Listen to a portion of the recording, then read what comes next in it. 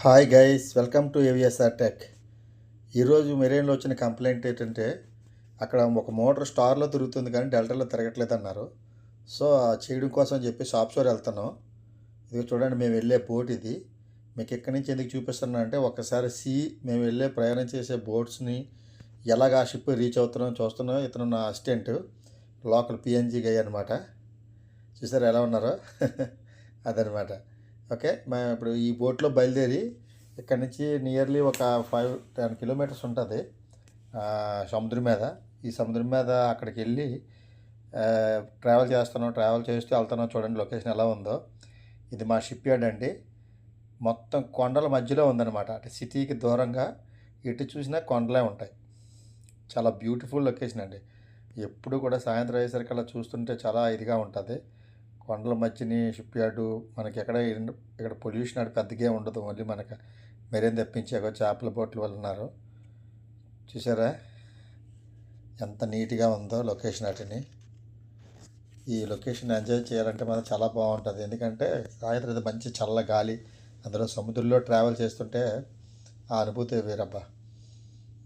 ఇది మా పక్కన ఉన్నటువంటి పోర్ట్ అనమాట. సో పోర్ట్కి వచ్చిన షిప్లన్నీ కూడా ఏదైనా ప్రాబ్లమ్స్ అవుతుంటే మా దగ్గరకు వస్తుంటాయి. సో ఈ మధ్య మధ్యలో చిన్న చిన్న దీవులు, ఐలాండ్స్ అనమాట. చాలామంది ఈ బోట్స్లోని టూరిస్టులు అందరూ వస్తుంటారు, వచ్చి అలాగా విజిట్ చేస్తుంటారు. చాలా బాగుంటుంది ఎంజాయ్గా. చూడండి ఒక్కసారి మీకు ఈ విజువల్స్ మీకు చూపిద్దామని చెప్పేసి చిన్న ప్రయత్నం చేస్తున్నాను. యాక్చువల్గా మేము వెళ్ళేది ఎలక్ట్రికల్ కంప్లైంట్కి, చాలా కంప్లైంట్కి వెళ్తుంటాను. కాకపోతే ఏంటంటే ఈ ఈ వీడియోలోని ఇది మీకు చూపించినట్టయితే నేచర్ని కూడా మీరు ఎంజాయ్ చేస్తారని చెప్పేసి ఈ వీడియో తీయడం జరిగింది. ఇక్కడ నుంచి చాలా దూరం అనమాట. కొండల మధ్యలో చాలా దూరంగా ఆ షిప్ దగ్గరికి రీచ్ అవుతాం. చూడండి అది సిటీ అనమాట. చూసారు లాంగ్ జూమ్లో చూపిస్తున్నాను మీకు. అది సిటీ. అక్కడికి దీని నుంచి అలాగా ట్రావెల్ చేస్తూ వెళ్తుంటాం. చాలా బాగుంటుందండి ఇక్కడ పిఎన్జీలో క్లైమేట్ మాత్రం. ఇక్కడ వర్షాకాలం అలాగే ఎండాకాలమే కానీ చలికాలం అనేది ఉండదు. అలాగని ఇండియా అంత టెంపరేచర్ కూడా మనకి ఇక్కడ ఉండదు. యావరేజ్ టెంపరేచర్ మినిమం 35-40 అంతే. 30-40 కూడా రేర్ అనమాట. 35 అలాగే ఉంటుంది. వర్షాలు పడుతుంటాయి. ఈ బోటు డ్రైవర్ దగ్గరికి వెళ్ళానండి. ఒక్కసారి ఎలా ఉంటుంది ఏంటి చూద్దామని చెప్పేసి మీకు కూడా చూపిద్దామని. చూడండి చిన్న స్టీరింగు. దీనికి కూడా సిస్టమ్, నావిగేషన్ సిస్టము, రాడర్స్ అన్నీ ఉంటాయి. ఇతను ఓల్డ్ మ్యాన్ అనమాట, లోకల్ అతను. సో అదనమాట. ఇది రాడర్. మనం లెఫ్ట్ అయితే లెఫ్ట్, మన స్టీరింగ్ ఎలా తిప్పుతాం అలాగేనండి. ఇది రొటేషన్ అవ్వడానికి వెనకాల ప్రొపెల్లర్కి ఇంజిన్ ఉంటుంది. ఇంజిన్ స్టార్ట్ చేసిన తర్వాత కమ్యూనికేషన్ మధ్యలో ఏదైనా ప్రాబ్లం ఉన్నదంటే అక్కడ నావిగేషన్ సిస్టమ్ అంతా ఉంది. వీళ్ళకి కమ్యూనికేట్ చేసుకుంటారు వీళ్ళు ఏదైనా ప్రాబ్లం అయినప్పుడు. సేమ్ మామూలు పెద్ద షిప్లాగే వీటికి లైటింగ్, ఒక జనరేటర్, మొత్తం అన్ని టోటల్ సిస్టమ్ అంతా మామూలు పెద్ద షిప్ లాగా ఉంటుంది. కాకపోతే చాలా చిన్న షిప్ అనమాట. జస్ట్ ఇది షిప్కి మెటీరియల్ సపోర్ట్ చేయడం అనమాట. మధ్యలో ఉన్న షిప్కి ఏదైనా ఆయిల్ ట్యాంకర్స్ కానీ, ఆయిల్ టెన్నులు కానీ, ఏదైనా ఫుడ్ కానీ, ఏదైనా మెటీరియల్ సప్లై చేయాలంటే దీన్ని వాడతాం.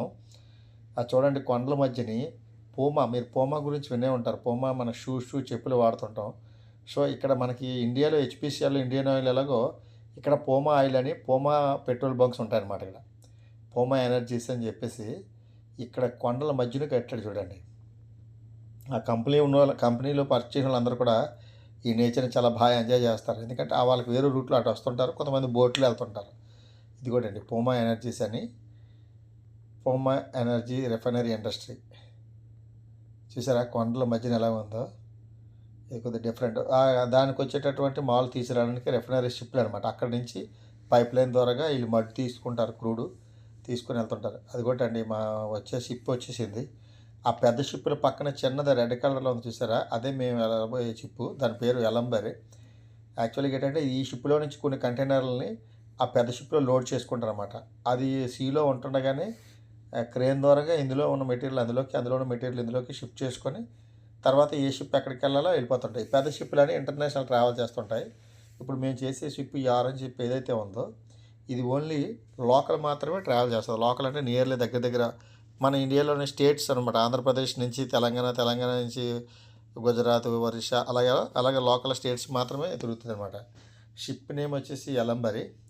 చూడండి షిప్ దగ్గరికి వచ్చేసాం. షిప్ మీదకి వెళ్ళడానికి అతను ముందు తాళ్ళతోటి షిప్ అక్కడ బయట కదలకుండా కట్టారు. కట్టిన తర్వాత ల్యాడర్ కింద దించుతున్నారు. సో చాలా రిస్కీ జాబ్ అండి. మరి మరి తప్పదు, ఏం చేయాలి? అంచేత కొద్దిగా ఆ ల్యాడర్ పట్టుకొని పట్టుకుంటారు, తోడాటి కట్టేసి ఉంటుంది, ఎక్కడ కదలదు. సో ముందు మెటీరియల్ షిఫ్ట్ చేసుకొని ఆ తర్వాత ఆ ల్యాడర్ నుంచి పైకి మూవ్ అవుతారు అనమాట. అది ఒకటండి. మీకు మన వీడియోలో పెట్టాను కదా tool bag, same tool bag. అలాగే మిగతా క్లింపింగ్ టూల్, కేబుల్ ఒకటి రీప్లేస్ చేయాలి. దానికి మోటార్కి ఉన్నటువంటి కేబుల్ కొద్దిగా పాత అనమాట. ఇదనమాట. దీని మీద ఓన్లీ కంటైనర్స్ ట్రావెల్స్ అవుతూ ఉంటాయండి.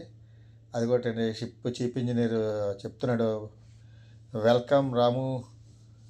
ఓకే. అతను చూపిస్తున్నాడు నాకు, ఇంజన్ రూమ్లోకి తీసుకెళ్తాడు. ఇంజన్ రూమ్కి తీసుకెళ్ళి కంప్లైంట్ మోటార్ ఏ మోటార్ అనేది చూపిస్తాడు. మాకు ఏంటంటే ఇంటర్నెట్లోని కంప్లైంట్స్ రేజ్ చేస్తారన్నమాట. సో అండ్ సో పలానా షిప్ పలానా దగ్గర ఉంది, మాకు మోటార్ ఇది ప్రాబ్లం అని చెప్పేసి. ప్రాబ్లం ఏంటంటే ఈ మోటార్ స్టార్లో తిరుగుతుంది, డెల్టాలో తిరగట్లేదు. సో వీళ్ళు యాక్చువల్గా సర్వీసింగ్ చేసి వచ్చిన మోటార్ని వీళ్ళు కనెక్ట్ చేసుకున్నప్పుడు ఏదో వైర్స్ ఏదో చేంజ్ చేశారో లేకపోతే కాంటాక్ట్ ప్రాబ్లము ఏంటనేది మనం ఇప్పుడు వెళ్ళి చెక్ చేద్దాం. ఓకే. ఇది ఇంజన్ రూమ్ అండి. ఇంజన్ రూమ్లోకి వెళ్తున్నాం. సౌండ్ చాలా గట్టిగా ఉంటుంది, అందుకని ఎయిర్ ప్లగ్ సాటి పెట్టుకొని వెళ్ళాలి, మనకి లేకపోతే చెవులు పోతాయి. ఇంజిన్స్ కంటిన్యూ పవర్ కావాలి కాబట్టి ఆల్టర్నేటర్స్ జనరేటర్స్ అన్నీ రన్ అవుతుంటాయి. ఓకే. అదే చూడండి, అది ఇంజిన్ రూమ్. ఇదంతా అదే మోటార్ అండి. చూడండి ఆ వైర్స్ ఎలా ఉన్నాయో టెంపరీగా కనెక్ట్ చేశారన్నమాట, మెయిన్ కేబుల్ లేక. ఇప్పుడు పర్మనెంట్గా ఒక కేబుల్ ఒకటి పట్టుకొచ్చారు రీప్లేస్ చేద్దామని.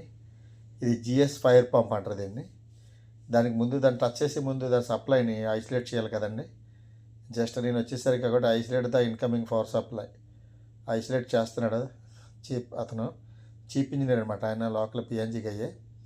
జస్ట్ ఎవరైనా అందరికీ తెలుసు, కాకపోతే ట్యాగ్ పెట్టినంత అవసరం లేదు, ఎందుకంటే ఎవరు రారు, కానీ మన సేఫ్ సైడ్ కోసం అనమాట. జస్ట్ ఆ మోటార్ తలక కేబుల్ రిమూవ్ చేసేస్తే ఏంటి జరుగుతుంది ఏంటనేది ఒకసారి మనం కంటిన్యూటీ చెక్ చేసుకొని కంప్లైంట్ ఏంటి అనేది చూద్దాం. దాని తాలూకా స్టార్టర్ ప్యానల్ అనమాట, star and delta starter panel. Okay. ఇప్పుడు కేబుల్ రిమూవ్ చేస్తూ ఆ పాతలా తీసేసి మళ్ళీ కొత్త కేబుల్ వేయాలని తెచ్చాము. ఆ కేబుల్ కట్ చేసి ప్రాపర్గా క్లింపింగ్ చేసి లెగ్స్ అని చెక్ చేయాలి. పైన కింద కూడా ఓపెన్ చేసి పాత మొత్తం రిమూవ్ చేసేస్తాం. అంటే కేబుల్ పాతగా లేదు, షార్ట్ అయిపోయింది. అందరికీ టెంపరీ వీళ్ళ దగ్గర ఉన్న చిన్న కేబుల్ పెట్టారనమాట. మరి ప్రాపర్ చేయాలి కదా. పైన ఉన్నది కంట్రోల్ ట్రాన్స్ఫార్మర్ అనమాట, అంటే కాంటాక్ట్ కాయిల్ కోసం. అది 220 వోల్ట్ కాంటాక్ట్ కాయిల్స్. సో 450 ఇచ్చి 220 తీసుకున్నారు. ఇప్పుడు ఏంటంటే కంటిన్యూటీ చెక్ చేస్తాను, ఏం జరిగింది ఏంటి, ఏమైనా టెర్మినల్ కనెక్షన్ ఏమైనా మార్చారా ఏంటి అనే విషయాన్ని నేను చెక్ చేస్తాను. ముందు వైండింగ్ కంటిన్యూటీ చూశాను, వైండింగ్ కంటిన్యూటీ బాగానే ఉంది. చూసారా, టెర్మినల్స్ వైర్ మారిపోయాయి అనమాట. అది కిందని U2 ప్లేస్లోని W2 ప్లేస్లో U2 అటెండిట్ మార్చేశారు. సో అలా ఉండకూడదు కదా. సో నేను ఆల్రెడీ మీకు ఒక పేపర్ మీద డ్రాయింగ్ గీశాను, ఒకసారి అది కూడా మీకు చూస్తే క్లియర్గా అర్థమవుతుంది. అది మిస్టేక్ అనమాట. ఇప్పుడు ఆల్రెడీ చెక్ చేస్తే మొత్తం పొలారిటీ సరిపోయింది. మనకి కంటిన్యూటీ చెక్ చేసినప్పుడు ఆ రకంగా రావాలి. అందుకని జస్ట్ అది అటెండిట్ మార్చాడు, కంటిన్యూటీ వస్తుంది, అది అలా మార్చకూడదు. ఓకే. చూడండి ఇక్కడ యాక్చువల్గా కంప్లైంట్ ఏంటంటే జస్ట్ అది వైర్లు ఇప్పుడు ఏదో మారింది. యాక్చువల్గా మనకి స్టార్ అండ్ డెల్టా స్టార్ట్ అనేసరికల్లా పైన U1 V1 W1 కిందని V2 W2 U2 రావాలి. ఇది ఒరిజినల్. ఓకే. ఎందుకంటే V1 V2 ఒక కాయిల్, W1 W2 ఒక కాయిల్, U1 U2 అనేది ఒక కాయిల్. మనం కంటిన్యూటీ చెక్ చేస్తే టెర్మినల్ బ్లాక్లో కొత్త మోటార్ అయినా ఏ మోటార్ అయినా ఇలాగే ఉంటుంది, అది మీకు తెలుసు కదా. పైన మనం RYB ఇస్తాం, అది స్టార్ అయితే స్టార్, డెల్టా అయితే డెల్టా, మనం ఎలా కావాలంటే అలా కనెక్ట్ చేసుకోవచ్చు. కానీ టెర్మినల్ దగ్గర మాత్రం అలాగే ఉండాలి. ఓకే. అయితే ఏంటైంది, వాళ్ళ మిస్టేక్ ఏం జరిగిందంటే పైన అంతా బాగానే ఉంది, నేను చెక్ చేసినప్పుడు W1 V1 U1 ఉంది. కాకపోతే ఇక్కడికి వచ్చేసరికల్లా V2 U2 W2 వచ్చింది. అంటే ఇక్కడ ఏం జరిగిందంటే మిస్టేక్, RYB ఇచ్చాం, కిందనే RYB ఇస్తున్నాం. అప్పుడు ఏంటవుతుంది, ఈ రెండింటికి ఒకే ఫేస్ వెళ్తుంది అనమాట. అంటే B అనే ఫేస్ ఓన్లీ W1 W2కే. ఈ ఇండక్షన్ ఎలాగవుతుంది, ఇండక్షన్ అవ్వదు కదా. సో ఇండక్షన్ అవ్వకపోవడం వల్ల స్టార్లో తిరుగుతుంది, డెల్టా వచ్చేసరికల్లా ట్రిప్ అవుతుంది. సో నేను అదే మార్చాను, W2 ప్లేస్లో U2ని, U2 ప్లేస్లో W2ని మార్చాను, అంతే. Just rectify. ఇప్పుడు మనం స్టార్లో తిరిగేటప్పుడు మనం మోటార్ వన్స్ ఆన్ చేసిన తర్వాత మెయిన్ కాంటాక్ట్తో పాటు స్టార్ కాంటాక్ట్ ఆన్ అయినంటే పై మొత్తం క్లోజ్ అవుతాయి కాబట్టి సో RYB వెళ్తుంది, ఏదో ఒక డైరెక్షన్లో మోటార్ అనేది మూవ్ అవుతుంది. సమ్ డెల్టాకి వచ్చేసరికల్లా అది ఓపెన్ అయిపోతుంది కదా స్టార్. ఓపెన్ అయిపోయినప్పుడు ఓన్లీ W1 W2కి ఓన్లీ బీ ఫేస్ అంగే వెళ్తుంది. సో ఇక్కడ ఇండక్షన్ అనేది జరగడానికి ఛాన్సెస్ లేవు. సో అందుకని చెప్పేసి నేను జస్ట్ ఆ 2 వైర్లు అటు ఇటు మార్చడం జరిగింది. మార్చిన తర్వాత ఆన్ చేస్తే సక్సెస్ఫుల్గా రన్ అవుతుంది. కాకపోతే ఏంటంటే నేను వచ్చాను కాబట్టి ఇప్పుడు ఏ మోటార్ అయినా సరే వన్స్ ఒకసారి చెక్ చేసే ముందు మేము ఐఆర్ వాల్యూస్, డిస్టెన్స్ వాల్యూస్ మేము చెక్ చేస్తాం. అది కామన్గానే. ఇదే మిస్టేక్. అంతా ఓకే, చిన్న కంప్లైంట్ అనమాట. ఓకే గైస్, ఇప్పుడు మేము రెసిస్టెన్స్ వాల్యూ చెక్ చేస్తాను. చెక్ చేస్తున్నప్పుడు U1 U2కి 0.2 ఓమ్స్ వచ్చింది. అంటే మేము అక్కడ రిపోర్ట్ ఇవ్వాలి కాబట్టి నేను ప్రతిదీ నోట్ చేసుకుంటాను ఏంటనేది. అలాగే తర్వాత V1 V2కి వచ్చేసరికల్లా 0.2 ఓమ్స్, ఏ సెక్షన్కి ఆ సెక్షన్. అలాగే W1 W2 వచ్చేసరికి 0.2 ఓమ్స్ వచ్చింది. ఓకే గైస్, ఇప్పుడు మనం చేయవలసింది ఏంటంటే ఇన్సులేషన్ రెసిస్టెన్స్ అంటే ఒక మెగ్గర్ తెచ్చాను. ఆ మెగ్గర్ ఇన్సులేషన్ మోడ్లో పెట్టి ఇన్సులేషన్ వోల్టేజ్ అంతా మనం 500 వోల్ట్ DC అప్లై చేస్తాం. ఎందుకంటే మోటార్ రేటెడ్ వోల్టేజ్ 415 వోల్ట్ కాబట్టి మనం 500 వోల్ట్ DC అప్లై చేసి మనం ఇన్సులేషన్ అనేది టెస్ట్ చేస్తాం. ఇన్సులేషన్ టెస్ట్ చేసేటప్పుడు మనం 500 వోల్ట్లో పెట్టాం. ఫస్ట్ దాన్ని మనం గ్రౌండ్కి పెట్టాలి. ఫస్ట్ గ్రౌండ్కి పెట్టి తర్వాత మన గ్రౌండ్కి చెక్ చేయాలి. గ్రౌండ్ టు గ్రౌండ్ చెక్ చేసినప్పుడు అంటే మనం పెట్టిన గ్రౌండ్ కరెక్ట్గా కాంటాక్ట్ అయిందా లేదనేది మనం తెలుసుకోవడం కోసం అనమాట. గ్రౌండ్ టు గ్రౌండ్ వాల్యూ మనకి 0 ఓమ్స్ వస్తుంది. ఓకే, ఎందుకంటే డైరెక్ట్ చేస్తాం కాబట్టి. ఓకే, తర్వాత ground to U1 550 mega Ohm's వచ్చింది. అలాగే గ్రౌండ్ టు V1 అది 550 మెగా ఓమ్స్ వచ్చింది. మనం అలా మన టెర్మినల్ మార్చినప్పుడల్లా దాన్ని టెస్ట్ బటన్ ప్రెస్ చేస్తుండాలి. ఓకే గైస్, అలాగే మనం U1 టు V1 మన కాయిల్ వోల్టేజ్ కూడా చెక్ చేస్తుంటాం. కాయిల్ వోల్టేజ్ చెక్ చేసినప్పుడు కూడా 500 మెగా ఓమ్స్ వచ్చింది. అలాగే U1 టు W1 అది కూడా 550 మెగా ఓమ్స్ వచ్చింది. ఓకే, అలాగే మనకి V1 టు W1 కూడా 550 మెగా ఓమ్స్ అనేది వచ్చింది. ఓకే, అంటే ఇది వైండింగ్ టు వైండింగ్ కూడా ఇంటర్నల్ షార్టేజ్ లేదు. అలాగే వైండింగ్ టు గ్రౌండ్ కూడా ఇంటర్నల్ షార్టేజ్ లేదు. ఓకే, అంతా ఓకే. ఇప్పుడు మనం కేబుల్ తెచ్చాం, కేబుల్ని కట్ చేస్తున్నాం. ఇది గేర్ కేబుల్ కట్టర్ అంటారు. మనం యాక్సాతో కొయ్యకుండా కట్టలతో కట్ చేయకుండా ఇది 10² mm కేబుల్ అనమాట. 3 కోర్ 10² 4 కోర్ 10² mm కేబుల్ ఒకటి ఎర్త్ కనెక్ట్ చేస్తాం. ఆ గేర్ కేబుల్ తోటి కట్ చేస్తుంటాం. మీకు మిగతా క్లింపింగ్ అవన్నీ నేను వేరే వీడియోలో చెప్పాను. ఇందులో పెడితే లెంత్ అయిపోతుందని చెప్పేసి నేను జస్ట్ మీకు ఆ టూల్ ఇంట్రడ్యూస్ చేద్దామని చెప్పేసి మీకు అది కూడా చూపించడం జరిగింది. మిగతా కట్ చేసి ఆల్రెడీ PVC గ్లాండ్స్ ఉన్నాయి. ఇక్కడ మెరైన్ గ్లాండ్లో PVCలో వాడుతున్నారు ఇక్కడ ఎక్కువ. యాక్చువల్గా వేరే క్రోమ్ గ్లాండ్స్ వాడాలి, వీళ్ళు PVC గ్లాండ్లో వాడుతున్నారు కాబట్టి ఇన్సులేషన్ తీసి నీట్గా దాన్ని మనకి ప్రాపర్ కలర్ కోడ్ యూజ్ చేసి క్లిప్పింగ్ చేసి కనెక్ట్ చేసేస్తాం. ఓకే, కనెక్షన్ అయిపోయింది.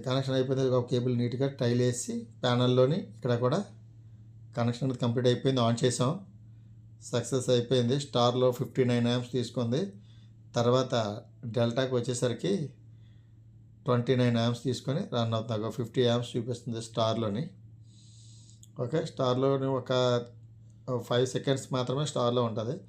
తర్వాత డెల్టాకి వచ్చేసరికి 29 amps తీసుకుంది. ఇది గైస్, ఇది స్టార్టర్ ప్యానల్. ఓకే, మీకు ఈ వీడియో నచ్చినట్టయితే లైక్ చేయండి, షేర్ చేయండి, అలాగే సబ్స్క్రైబ్ చేయండి, అలాగే బెల్ ఐకాన్ నొక్కండి. మరిన్ని వీడియోలు మీకు వస్తుంటాయి. Thank you for watching. Thank you. మీరు లైక్ చేసినట్టయితే నాకు మరిన్ని వీడియోలు చేస్తాను. మరిన్ని సంబంధించిన వీడియోలు కంటిన్యూ పెడుతూనే ఉంటాను.